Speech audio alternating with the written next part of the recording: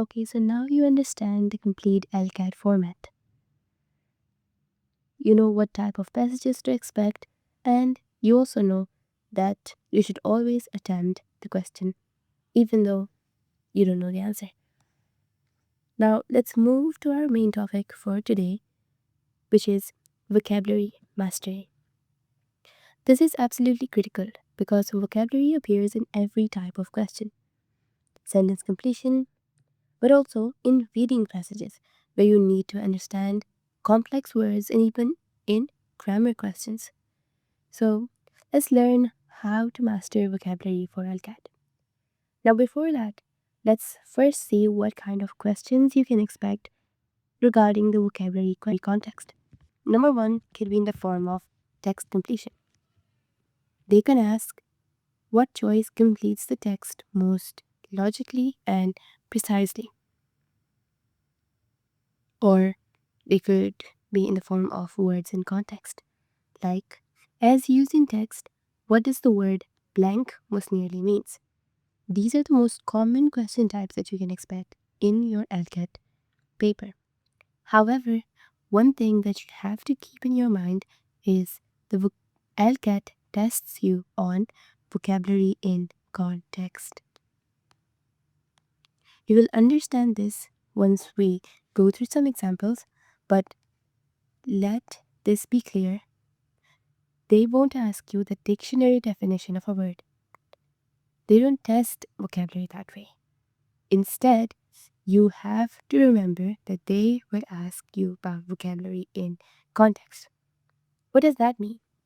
It means that you give a short sentence, they give you a short sentence or a short passage, and you have to figure out what a word means based on how it is used. So now, let me show you an example. The CEO's decision to expand into new markets was quite audacious, surprising many who had thought the company would take a more conservative approach. The question says, in this context, audacious most nearly means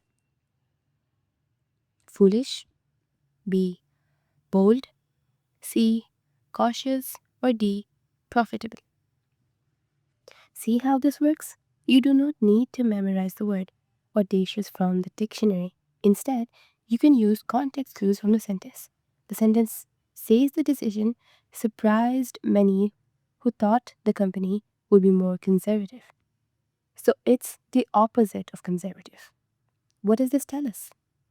It tells us that audacious means something more like bold or daring.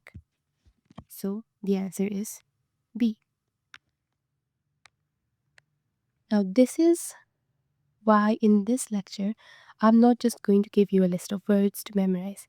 Instead, I'm going to teach you strategies to figure out word meanings from the context and then give you a high frequency word as a practice to strengthen your vocabulary.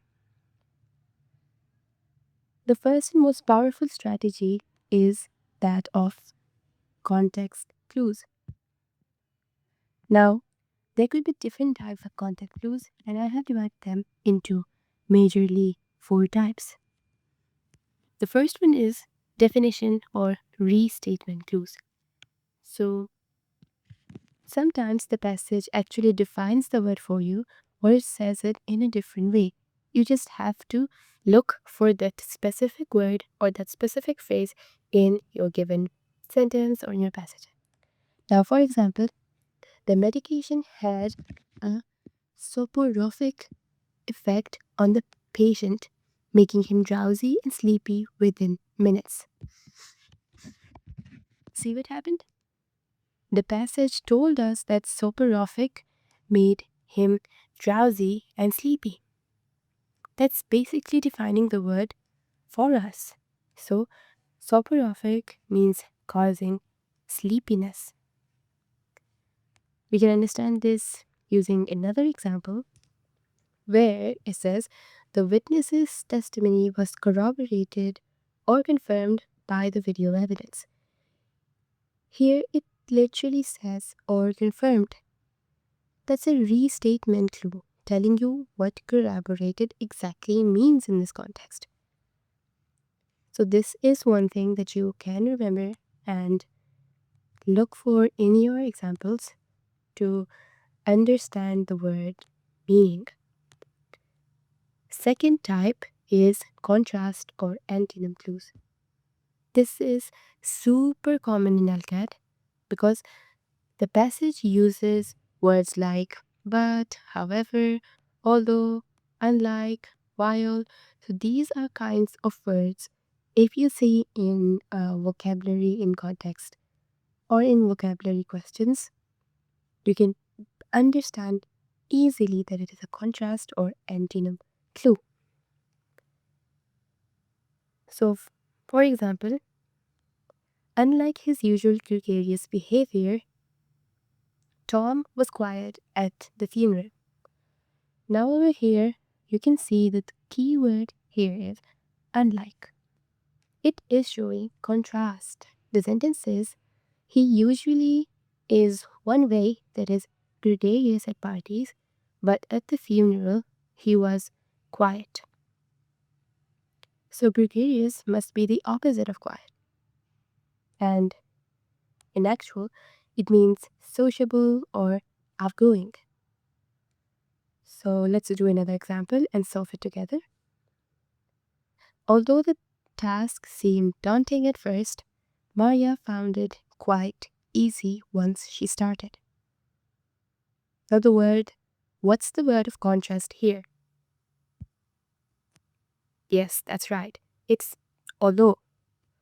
So it says, so daunting is contrasted with quite easy.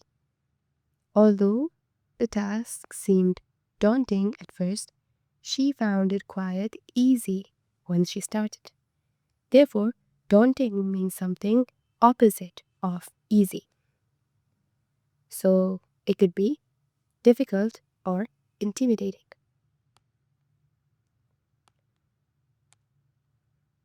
Now let's move on to the next type of context clue, and that is example clues. Sometimes the passage gives you examples that can help you understand the word better. For example, the garden was full of deciduous trees like oaks, maples, and birches, which lose their leaves in autumn. Here, the passage gives us examples of oaks, maples, and birches. Then it tells us that these trees lose their leaves in autumn. So deciduous must mean loses leaves seasonally, was full of deciduous trees.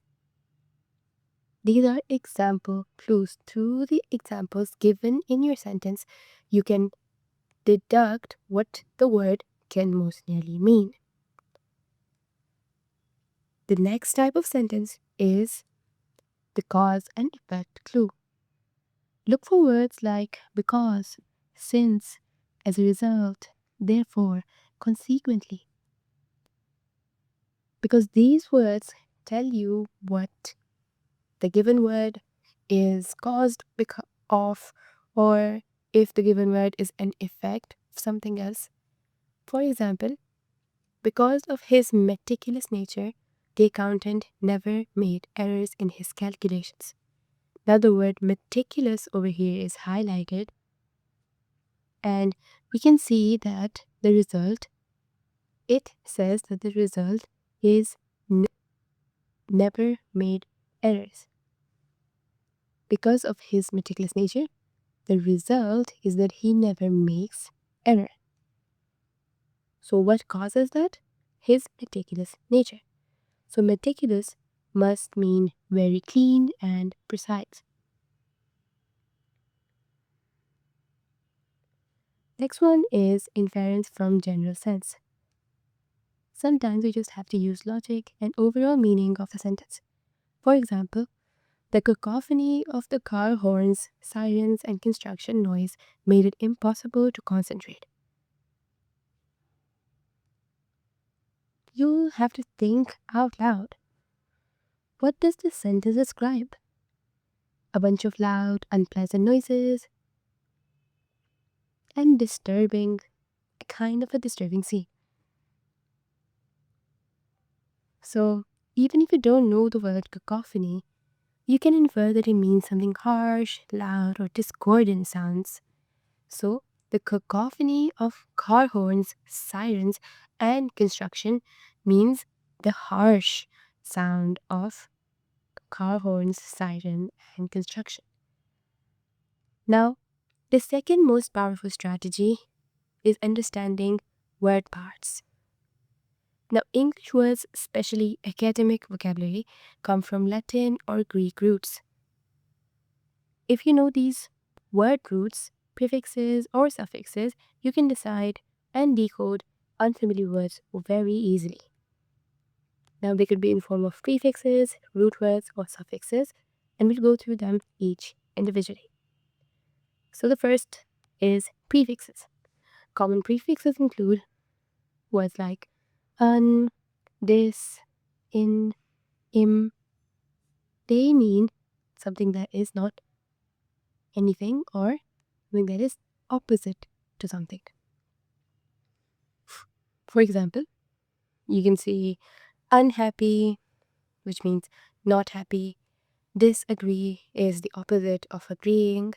Incomplete is opposite of complete. Impossible is opposite of possible. So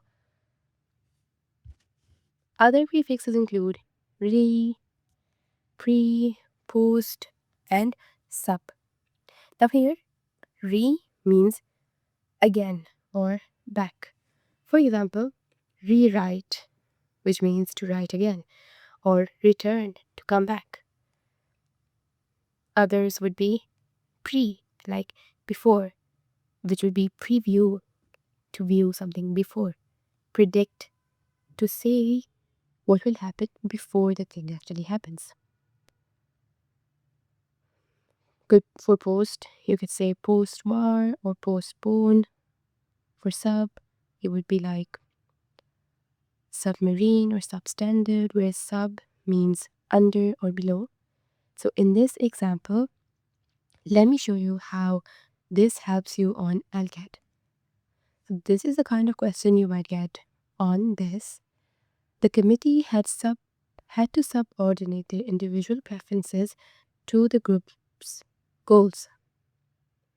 Look here, sub means under or below. The root word comes from Latin meaning to order. So subordinate means to place under or make less important. So in this sentence, they had to make their preferences less important than the group's goals. Next one that we can focus on is common root words. A few important common root words would be ben, which means good. Yeah, you have heard of this and you've seen this in beneficial, which means good, something that's good for you, or benefit, which means something good you receive. Benevolent, someone who wishes good for others.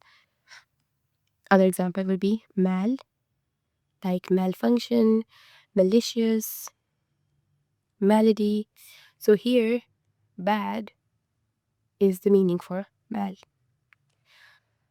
Others would be chron, which means time, like chronological, chronicle, graph, which means graph, or gram, which means to write. Common examples would be graphic, or telegram, Instagram, biography. So these are all the things which insinuate the process of writing something. Other example would be vid or viz, which means to see. For example, video, visible, evident, visualize. So these are the type of examples that you can expect. So the given example is taken from our passage. Here, the chronological arrangement of events made the historical narrative easy to follow. You see the word chron here plus logical, which means arranged by time and order. Even if you've never seen this word before, you can figure it out easily. Now let's move to the common suffixes. This could include words like able, which means can be. For example, readable, visible. Other examples include ation or jeune, like action, statement, like celebration, confusion. Similarly, ly would mean quickly. In words like quickly, happily would mean to show a manner, like quickly in a very quick manner, happily in a happy manner. So similarly, less and full show with and without. For example, careless, careful, helpless, helpful. Now, these are the common ways you could break down the word to understand the meaning better. So, here, let's move to the next strategy, which is connotation versus denotation. So, denotation, which means dictionary definition of a word, while connotation, on the other hand, means emotional feeling or association of a word.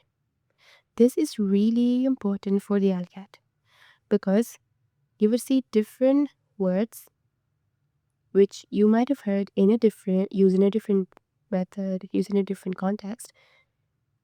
However, in LCAT, they would mean completely different things. Now, in this example, we can see skinny, thin, slender.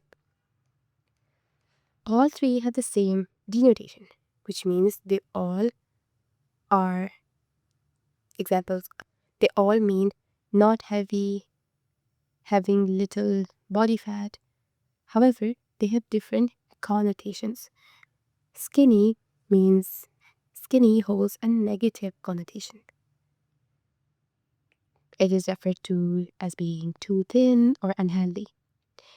Thin means has a neutral connotation. It is just like a description to something like a very thin paper. Slender, on the other hand, has a positive connotation. It could be used in the form of being gracefully thin or attractive. Other examples for this would be cheap versus thrifty versus economical. So here, cheap, as signified by the red color, means a negative connotation word. It could be used as stingy and someone who won't spend. Thrifty is a positive word, which means someone who's wise with their money. And economical is a neutral word used for something that's cost effective.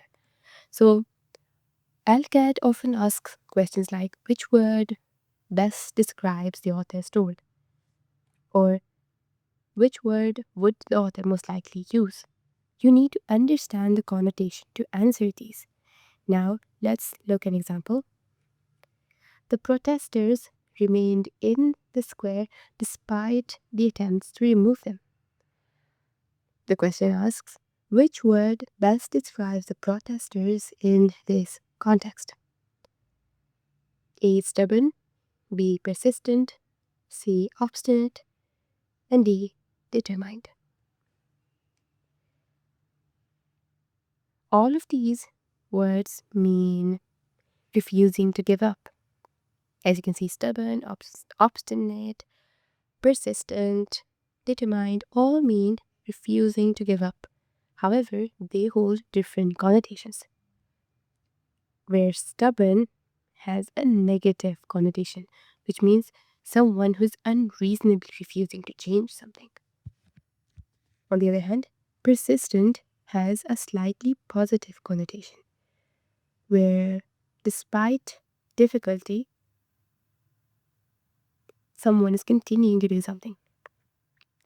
Obstinate has a negative connotation also, where it means stubbornly refusing, often unwisely, so it holds a negative connotation. And lastly, determined has a positive connotation, which is someone who's firmly committed to their goals. Now, the passage seems neutral or slightly admiring. As you can see, the protesters remained in the square despite the government's attempt to remove them. Now, seems neutral or slightly admiring because despite attempts suggests courage. So B or D would be better than A or C. So the answer is most likely D because the passage emphasizes their commitment. So the word determined it must hardly be used by the author in this context. So now that you understand some common and tips and strategies you could use to learn vocabulary using context clues, word parts, or connotation, we just have to now. I'm just going to emphasize some important things that you could use while answering questions. And it is the process of elimination. So if you see any of the options not following the way you want the answer to follow, you can eliminate it, which can help you understand the other option choices a bit better as well, but also save you a lot of time. Similarly, breaking word parts is one of the most important weapons. It is something that can help you solve the vocabulary questions in seconds. Now, one thing that you have to remember for practicing with vocabulary questions, it is something that's really, really daunting for a lot of people. You have to practice daily. Now, you have to study word parts for common SAT words and spend 10 minutes a day learning common SAT words and their building blocks. If you do this consistently, you can build your intuition and quickly analyze all the options and select the correct one. Another very common tip you might get is to read daily. It's the best long-term strategy. Now, here you could read books or articles on topics that interest you. This naturally improves your vocabulary and comprehension for the entire test. Now, the key takeaway from this lecture is for vocab questions, you have to understand that you can break the word into its parts, prefix, root, or suffix, which is the most important tool. You could use context clues or you could analyze the connotation for the word.